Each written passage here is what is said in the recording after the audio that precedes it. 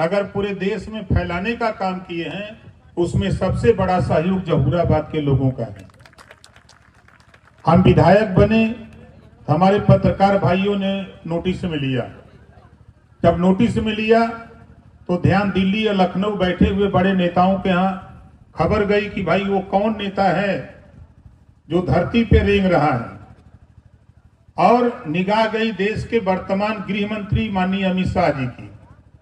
उन्होंने दिल्ली बुलाया, बुला करके बातचीत किया। बातचीत करके उन्होंने कहा कि आओ मेरे साथ, जो चाहते हो हम उसको करने के लिए तैयार हैं, खाली तुम हमारे साथ आओ।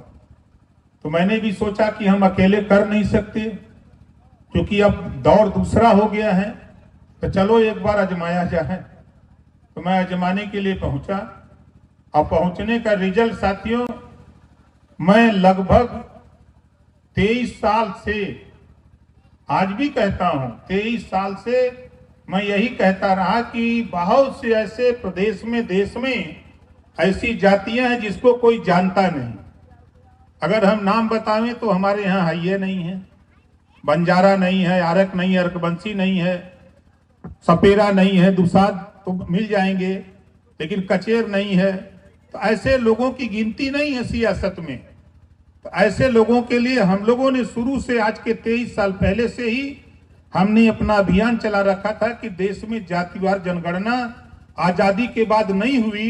ये प्रस्ताव मैंने देश के प्रधानमंत्री जी के सामने और गृह मंत्री जी के सामने उस समय रखा था, जब ये गृह मंत्री जी उस समय राष्ट्रीय अध्यक्ष थे और देश के प्रधानमंत्री माननीय नरेंद्र मोदी जी थे। दोनों लोगों के सामने रखा। उन्होंने कहा कि एक दिन में तो नहीं होगा, लेकिन एक दिन जरूर ओम प्रकाश राजभर इस बात को हम लोग करके दिखाएंगे। मुझे भरोसा, विश्वास हुआ और आज उसको आपने देखा कि लोकसभा और राज्यसभा से पास हो गया है। 2027 में उसका काम गिनती शुरू होने जा रही है पूरे देश में। एक तो हमने राष्ट्रीय स्तर पे ये हमारी सोच, आपने देखा होगा जब जब हम सरकार में हैं, मुझे सरकार की परवाह नहीं रहती। पिछली बार मैंने सरकार में रहते हुए भी पिछड़े दलित अल्पसंख्यक के सवाल पे जब मामला आया तो मैंने रिजाइन दे दिया। कोई प्रधानी से रिजाइन नहीं दे सकता था, लेकिन मंत्री पद से, कैबिनेट मिनिस्टर पद से रिजाइन दे दिया। इस नाते दे दिया कि जब हम काम नहीं करा सकते तो हम वहां रहने लायक नहीं है। फिर उसके बाद में छोड़ दिया। फिर चुनाव लड़ा, चुनाव हम लोग लड़े। लड़ने के बाद सरकार नहीं बनी किन्हीं कारणों से।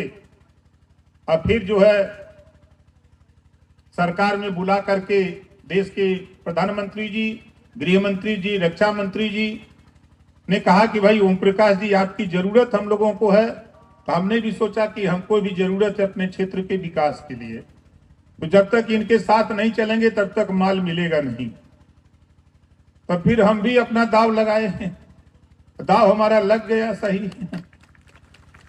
और जब दाव लग गया तो भाई अब देख ही रहे हैं कि आज पूरे देश में, अभी 15 दिन पहले की घटना मैं आपको बताऊं,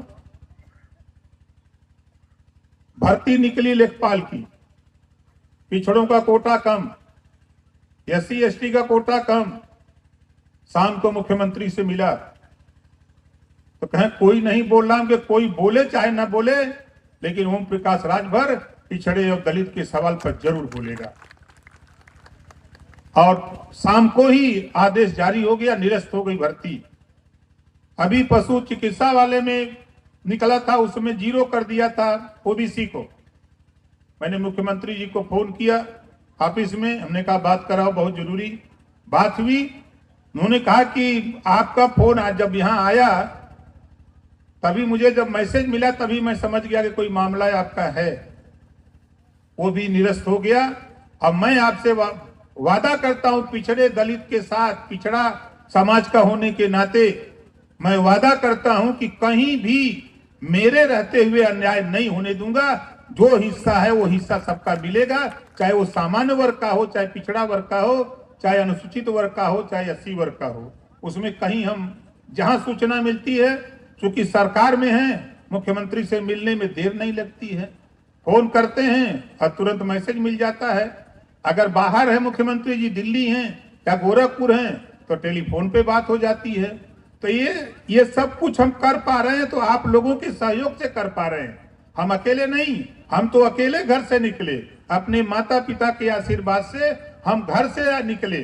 और मेरे माता पिता ने कहा कि देखो जा तो रहे हो आंदोलन करने, लेकिन कभी गर्दन मत झुकाना, गर्दन कटा करके आओगे, बाजा बजा के दफनाऊंगा, लेकिन गर्दन कभी किसी के सामने झुकाना मत।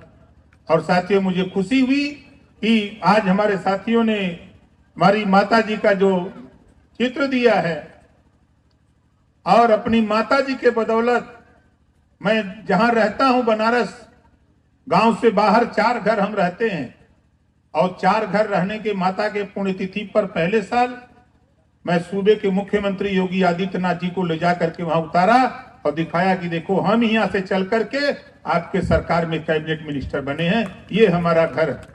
उन्होंने आश्चर्य माना कि इस उसरीले इलाके से निकल करके आदमी वहां कैसे पहुंच गया। जब उन्होंने मुझसे पूछा मंच पे ही, तो हमने कहा कि मैं उस धरती का ऊसर का जरूर हूं, लेकिन ऊसर का दऊ दूसर होते हैं।